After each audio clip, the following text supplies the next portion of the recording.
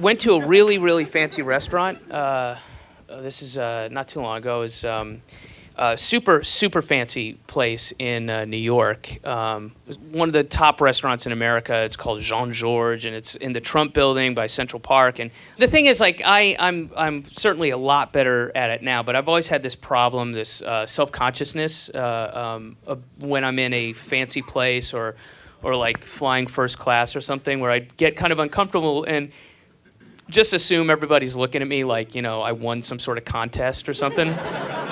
You know, and I'm obviously I'm a lot better about it now, but I still have that feeling like people, you know, if I'm in first class section, somebody's like, "Oh, look, honey, the Make-A-Wish Foundation is flying a boy out." So anyway, I go, and I'm more uptight than my girlfriend is, and we go make reservations. I get there, dress really nice, and put in my reservation, or, you know, my name, and guy goes, "Okay, we'll have your table ready for you in a minute. Have a drink at the bar." I was like, "Okay." And I go over and order a glass of wine, and then like 3 minutes later, little guy in a tuxedo comes over, and he's holding this like silver like tablet thing that's like slightly bigger than his hand, you know, this like whatever you call it, and he comes over and he goes, "Monsieur, your table is ready."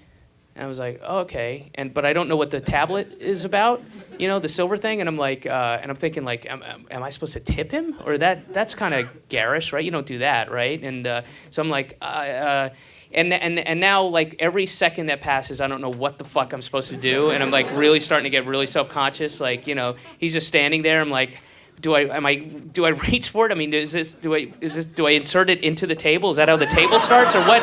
What is? I don't know what to do, you know. And I'm standing there, and every second feels like a minute, and I'm like, just like, and I'm not, you know, grinning like the retarded foreign cousin, you know. It's just like, America, you know, like I don't know what the fuck I'm supposed to do, and I'm like, you know. And then he eventually, after a couple seconds, he takes my wine glass and he puts it on the tablet, and it's like, oh, that's what it was for, you know.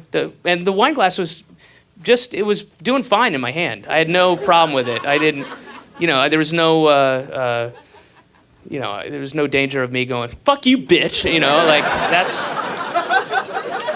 I'm perfectly capable of transporting my own wine to the table. You know, I've done it a million times, but that's how classy it was. He was like, took the glass and put it on the silver tray, and then just walked 10 feet to my table, and that's all it was for, is to give my wine a little silver ride. How about that, wine? That was a classy little ride, wasn't it? A lot better than being in that hand. And we're sitting there, and it's really good food, and we're enjoying it. And then about halfway through the meal, I have this epiphany, and I like realize, and I go, wait a second, you guys, this isn't worth $500. Come on, where's Ashton? Where is he?